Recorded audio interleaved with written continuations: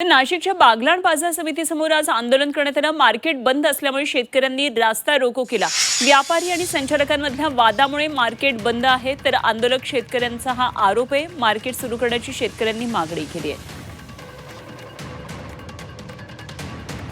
सध्या शेतकरी चहूबाजूने नाडला गेल्याचं आपण पाहतोय। नाशिकच्या बागलाण बाजार समितीसमोर आंदोलन करण्यात आलं। मार्केट बंद आहे, त्यामुळे शेतकऱ्यांनी रास्ता रोको केला।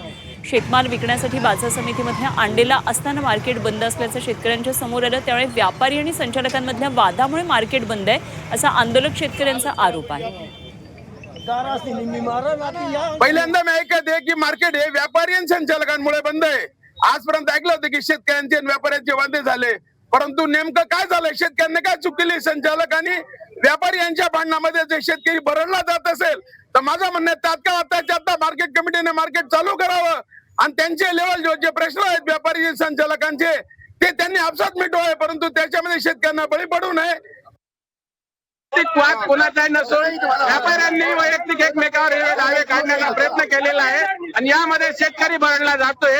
तरी शेतकऱ्यांचं नुकसान कधी न भरून येणारं नुकसान आहे, यासाठी मार्केट कमिटीने व संचालक मंडळाने लवकरात लवकर निर्णय घेऊन मार्केट चालू करावे। संचालक मंडळ मध्ये दोन गट आहेत असं ते म्हणतात, मग तो एक सत्ताधारी असेल एक विरोधक, पण जे जे संचालक निवडून आलेले त्याला मतदार देणारे मतदान करणारे तर आमचे शेतकरी बंधू आहेत ना। यांच्या जीवावर तुम्ही तिथे गेले ना, जेवढे गेले तिकडे। मग या संचालक मंडळांनी शेतकऱ्यांना भेटीला धरू नये, व्यापाऱ्यांनी सुद्धा धरू नये। तुमचा वाद तुमच्याजवळ ठेवा।